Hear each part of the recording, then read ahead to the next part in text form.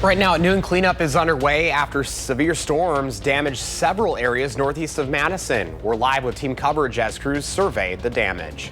Plus, celebrating Norwegian heritage. We're live at Stoughton's 17. Mai Festival with this weekend's festivities. This is News 3 Now at noon. Thanks for joining us, everyone. I'm Josh Spreiter. We begin with the aftermath of last night's severe weather here in Wisconsin. High winds, hail, and tornadoes causing significant damage, leaving people without their home in the process. Dodge County is one of the areas hardest hit. We have team coverage out there in the field today. We're going to start with our Maddie Heimsch, who's live in Juneau, surveying the damage there. Maddie?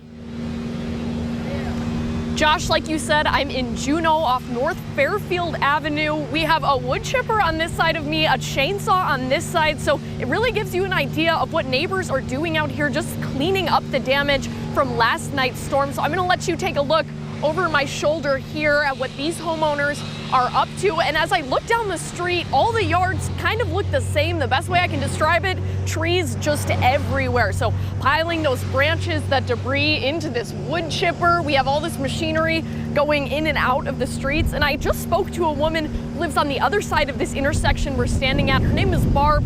She tells me that it was those trees coming down that really was the most damaging. What she was more interested in telling me, though, is that at this time yesterday, she did not know all of her neighbors, and she feels like that has completely changed in the past 24 hours. Just neighbors out and about cleaning up what's left of the storms from each other's yards. So a lot of community right here in Juneau as neighbors clean up what happened last night. But as we know, Juneau isn't the only spot that really got hit with these storms. There was also a lot of damage in Mayville, and that's where Brady Mallory is right now. He just spoke to the mayor of Mayville, has more on his reaction to the damage. Brady? Well, good afternoon, everyone. You know, Friday is usually the day of the week that everyone looks forward to. It's the end of the work week, but here in Mayville, it is day one of cleanup and day one of trying to make sense of this much loss. Now, thankfully, no one was killed, and the mayor says someone was injured, but that person is expected to recover. But check this out. We have some downed tree branches, crumpled up fence, of course, some crumpled up metal here from some machinery. But I want to show you this. If we walk right over here, over to Mayville Engineering Company, you can see that that whole wall is just gone. The roof is intact. Interestingly enough, the stuff inside is still intact, but last night's storms just tore out that entire wall. And of course, again, the type of loss I'm talking about is how this affects people who earn their living in the building behind me. And also there is the Gleason Reels manufacturing building that the mayor says took a really big hit. That is behind us. We will bring you video of that later on throughout the day on News 3 Now. But right now the mayor says there are a couple of ways that you can help. They will be needing volunteers over the weekend. If you want to pitch in and help here in Mayville, he says head down to City Hall and they'll get you coordinated. They are working with the state here. The mayor declared a state of emergency last night. So Governor Tony Evers is here. We just saw him leaving as we got here. We didn't get a chance to talk with him, but he has a lot to look at. The mayor says he has the full support of the state, and he has been in contact with Governor Evers, talking with him about how to get the support they need to rebuild and recover. As always, when we do this type of storm coverage, we come into these communities and we just hear about how everyone is working together and rising up. So even though this is day one of cleanup, it is not the last day of morale and Mayville spirit to get everyone through this tough time right now. So we will continue to bring you these stories and hopefully talk with some people and hear how they are doing on this day. It's a hard day for everyone, but hopefully we are here to do what we can to get those stories out there. So we will send it back to you in the studio. Reporting live in Mayville, Brady Mallory, News 3 Now. Brady, Maddie, thank you very much for continuing our coverage. A lot of folks in the viewing area got hit with hail as well. Viewers across the area sending us their photos. Greg in Sun Prairie snapping this photo of hail piling up on his patio. I think this is the town of Middleton, according to this photo. We're going to move through some other photos. Here we go. This is Greg in Sun Prairie. You can see the hail looking more like snow falling and filling up his deck right there. Over in Middleton, one viewer sent us an image of a large ball of hail in their hands. I think this one looked like a golf ball. I remember seeing it up on channel3000.com. And then this viewer in Spring Green sending us a video of hail pouring down onto their patio earlier in the afternoon. And oof, that just does not sound good. That'll do some damage. We have more pictures and videos of last night's storm on our website, channel3000.com. And if you have any that you'd like to share with us, you can email them to us at tips@channel3000.com. Here's a look at the Alliant Energy outage map at this hour. Crews are working hard to restore power. Right now, around 500 customers are affected by outages. Most of those reported outages right now are in Dodge County, in areas like Juneau and Mayville, where we've seen that largest impact. Let's continue our coverage now live with First Warn Chief Meteorologist Alex Harrington and his certified most accurate forecast in Madison. And you're taking a look at the storm reports, Alex. An incredible amount of storm reports, Josh. It was at this time yesterday that the First Warn weather team, we were waiting to see if initiation would occur over southwest Wisconsin and then leading to that narrow, intense line of storms. And that verified. Look at all the blue dots here. These are all those large hail reports, as Josh was just showing, ranging from quarter to golf ball. We've even had hen egg sized hail photos sent into Channel 3. And as you take note, as we look over towards Dodge County, just north of Watertown, you take note of wind damage. There's very likely going to be some of those wind damage dots that will be upgraded to a tornado. We have our National Weather Service friends that will be going out and doing a survey of the storm in the Juneau, in the Horicon, and in the Mayville areas to assess that damage to determine if in fact it was a tornado. We've had video and radar indication as we were covering that storm last night that very likely a tornado moved through those communities, but the National Weather Service will give that official survey and that official rating, and as soon as we have that information, we will let folks know through our social media and through our newscasts. Right now on Radar 3000, maybe a couple showers just entering the far southwest part of the area. We're not completely out of the woods yet in terms of getting some thunderstorms this afternoon, but as we take note of future track, look at I-39, the Dells to Madison to Janesville, maybe a shower as we head towards 1-2 o'clock, but it's as we go from 3 o'clock to about 8 o'clock. There you see those scattered showers and thunderstorms popping up east of I-39. That's the best chance for that corridor for a couple more showers and thunderstorms this afternoon, and we can't rule out 1 or 2 of those storms being on the strong side, but I want to be abundantly clear that we're not expecting widespread severe weather nor the intensity of what we saw yesterday. Perhaps some gusty winds, perhaps some small hail, and maybe 1 or 2 of those storms reaching that severe criteria, which would be quarter-sized hail and 60-mile-per-hour winds. That's why the Storm Prediction Center has a very clear line directly from the Dells down to Madison, down to Monroe, and areas to the east outlined in a marginal risk of severe weather for this afternoon going into the early evening hours. I'll be here during the 4 o'clock show. Blaze will be here to take over during the evening. So we have the windy conditions and some storms this afternoon. We're going to turn cooler for this weekend and rain next week coming up in Maine weather. I'll let you know how cool we're going to be for Seton to Mai and when the rain chances and the highest rain chances are for next Tuesday and Wednesday. Josh? All right, Alex, we'll see you in a few minutes. Thank you. You can track the forecast for yourself on the First Warn weather app. It has hourly planners, road conditions, and radar. Download it for free in your phone's app store.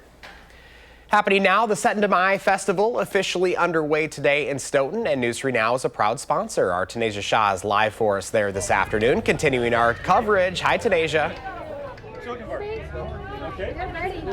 Hey Josh, as you said, I'm here in Stoughton at the Seton to Mai Festival celebrating Norwegian culture. First of all, what is a festival without food? And this may look like a chili dog, but it is not, and I'm going to tell you exactly what it is. I'm here with Sarah Ebert, the president of the Chamber of Commerce here in Stoughton. You helped put on this fantastic event that we all know and love. So I'm a little selfish. I want to jump right into the food. So first of all, the food supports good causes. They're from nonprofits. So first of all, tell me, why should people, come out and shop at these food vendors? Well, you're right. It's the biggest fundraiser for our non-for-profits. So we're at the start, and it goes all the way downtown, and each one is different. So you can get a different type of food. Here at the Rotary, they have this year, they have their roasted corn that they've been doing, but this year they have their coney dogs, which are famous in Stoughton because they used to be made at our A&W. And the owner of our A&W, the Choses, have a special recipe for their sauce, and he does not give it out. And so he actually made it and for the Rotary. All right, so this is kind of like an exclusive. So you really have to be here almost to have this coney dog. Yes, and to have that sauce. Yes. All right, I can't wait to try it. But also tell me, what is new this year? Tell me, what should people expect this weekend? So we started at 9 o'clock this morning. We have a lot of different cultural events that go on through today, tomorrow, and Sunday that you can go visit. Everything that you want to go see, you buy a booster button. You only have to buy it once. It's $5. So that will get you into anything. We have a rose mauling show. We have a quilt show with Hardanger. We have a bunad show on Saturday, and that's the traditional Norwegian costumes. We have an arts and crafts fair up at the high school. We have our Norwegian dancers that have performances throughout the weekend. Tonight we have a lot of athletic events. We have a canoe race that starts at 6:30, and it's always fun to watch them portage across the bridge down the road there. Tomorrow we have... the Coney dog. There you go. Save it. Right. Tomorrow we have a half marathon run walk and a 5K and a 2-mile family run, which is up at our high school. So that will start out the morning with that. So there is really everything and anything. You can go to our festival website and check it all out. And we have programs throughout here downtown that list every event. And then, like I was saying, this is just one of the food vendors, though, like one of the sections. Yep. So what else can people get from this festival? So you can just go right across the street and get the FFA's famous cheese curds and cream puffs. You go down the block a little bit, you can stop at the Norwegian dancers and get Norwegian meatballs and lefse. You can go across to the Lions stand and get brats and hamburger. Ernie's kettle corn is down there. So we just have... Look, Alex said it will be a windy day. It is a windy day. So There you know what? We saved the corny dog. Yes, we did. And you know what? I need to eat this before it flies away, Sarah. Yep. So let's get to eating. We're going to chow down, Josh. I'm going to send it back to you in studio. But don't worry, if you're planning on going to Sedne Mai this weekend, I will be here all day previewing the whole entire festival. Perfect. Sarah, thank you so You're much. welcome. We need to chow down. We do. So I'm sending it back to you from Stoughton. Yeah, chow down before you lose it. All right, Tanisha, making me hungry today during the noon hour. Still ahead for us this afternoon, a recall alert on high chairs parents need to know about, plus what the Commerce Department is saying about the latest numbers on consumer sales.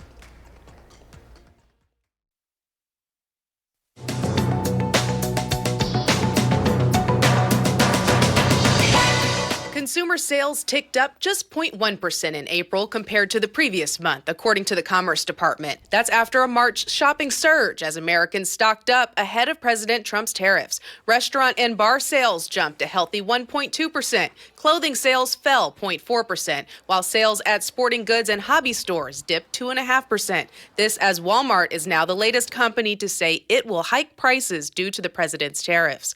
More than 5,000 Boy-Row 4-in-1 high chairs have been recalled. The Consumer Product Safety Commission says the latches and locks can fail, which can cause a baby to become entrapped or fall out of the chair. The products were sold exclusively by Amazon.com. Owners are urged to stop using the high chairs immediately and contact the company for a full refund. And the U.S. Public Interest Research Group says Southwest Airlines had the least amount of customer complaints last year out of all the domestic air carriers. Also rounding out the top three with fewer complaints were Alaska and Hawaiian Airlines. The advocacy group says its findings came from U.S. Department of Transportation data. The carrier with the most complaints was Frontier, followed by Spirit and JetBlue. That's your CBS News Money Watch report. For more, log on to cbsmoneywatch.com. At the CBS Broadcast Center, I'm Jesse Mitchell. Here's a look at the current stock numbers at the noon hour. The Dow's up 206 points, NASDAQ up 35, and the S&P 500 up 21. Our call for action volunteers are in the building, taking your consumer complaints and taking action on your behalf. Call for action at 608-270-2833, or you can submit a claim anytime at channel3000.com/call for action. We'll have today's farm numbers ahead, along with the first warn forecast, and later on Live at 4, what legislation the Senate and Assembly have taken up so far and what's likely to make it to the governor's desk. We're unable to check in with Pam Yankee today due to some technical difficulties, so here are your farm numbers.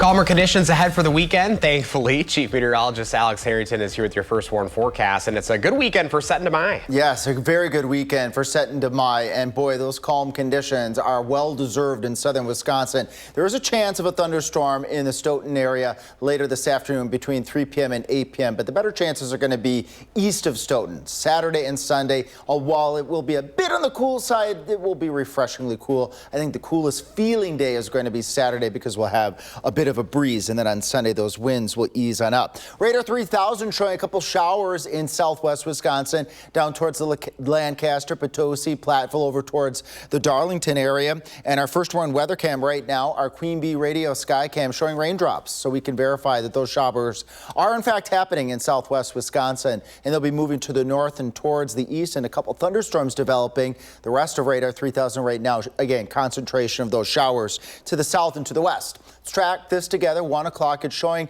showers moving towards the north and towards the east. A little bit off with its placement, but overall, I think it's doing a good job telling the story here. At 3 o'clock, we'll notice a couple of showers and thunderstorms popping up between Madison and Janesville to the south and to the east. Areas east of I-39, so that's the Dells to Madison down to Janesville. That's the best chance of seeing that. A few more showers and perhaps a thunderstorm or two popping up at 4:30. At 5 o'clock, a little bit more widespread scattered showers and thunderstorms again east of that I-39 corridor, west of that corridor. So Lone Rock, Boscobel, Richland Center, Platteville, you have a much less of a chance of having showers and thunderstorms. It's areas along I-39 and off to the east. By the time we get to 6, 7 o'clock at night, any showers and thunderstorms are way out of the WISC viewing area, out over Lake Michigan at that point in time. Can't rule out an isolated strong storm. We still have temperatures quite mild and a bit of moisture left over, so winds, gusty winds up to 60 miles per hour and hail perhaps to the size of a quarter cannot be ruled out for areas from I-39 and east. So that would include the Dells, Madison down to Janesville, and points off towards the east towards Beaver Dam. Again, Juneau, Horicon, Mayville, those areas that really saw those storms yesterday. Just be on the lookout. There could be a thunderstorm or two yet this afternoon, but we are not expecting the widespread intense severe weather that we experienced yesterday. So I want to underline that, although an isolated strong storm can't be ruled out. Cool as we head towards the weekend and breezy conditions, and then rain next Tuesday going on into next Wednesday. About those winds, gusty winds over 35 miles per hour, perhaps approaching 40 miles per hour as we go into this evening. Staying breezy on Saturday, wind gusts upwards of 30 miles per hour across the area. And by Sunday, there we go. Those winds ease on up as we go into the daytime on Sunday. With sunny conditions and highs well into the 60s, it'll be the better of the 2 days. Our rain chances, look at next Tuesday and Wednesday. We see those bars really, really tall. Widespread to washout conditions expected Tuesday and Wednesday with a weather system. And along with that weather system, the temperatures, we've been feeling summer like June, July temperatures. We're going to see those temperatures really take a nosedive. Next Tuesday and Wednesday will be on the cool side of that weather system. 56 on Tuesday and high of 58 on Wednesday, and slowly climbing out of that cool pattern as we head towards the end of the 10-day period. We'll be right back in just a couple of moments.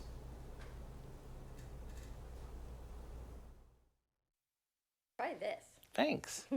One of my favorite things to do after a long, busy week is to curl up on the couch and catch up on the shows that I missed, or watch a bunch of classic movies back to back. Of course, no good TV binge will be complete without a fun-to-eat snack mix, like the one we're making today. We start by combining some toasted corn cereal with mini pretzels, dried cranberries, and chocolate-coated candies.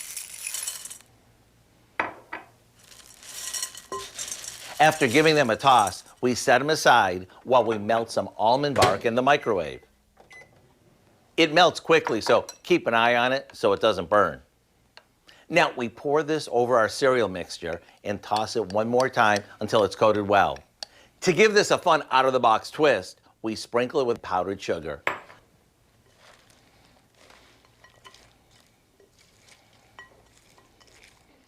Now onto a baking sheet it goes. Once it sets up, fill up a bowl and head to the couch. It may sound simple, but the combo of the sweet and salty plus all the different textures really brings this to life. It's so good, you may want to make a double batch.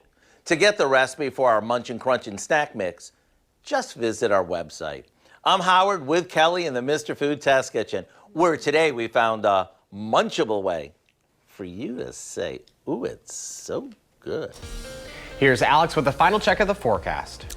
Josh, southern Wisconsin, a couple more thunderstorms this afternoon. Windy conditions. Areas east of I-39 have the best chance of seeing an isolated to scattered shower and thunderstorm. As we go into the weekend, it'll be breezy through at least Saturday. Then we'll cool on down. Rain is in the forecast next Tuesday and Wednesday. Want to join us at 4? We'll give you a projection of what that weather system will look like at 4. Josh? All right, Alex, thank you. Thanks for joining us. Have a great afternoon.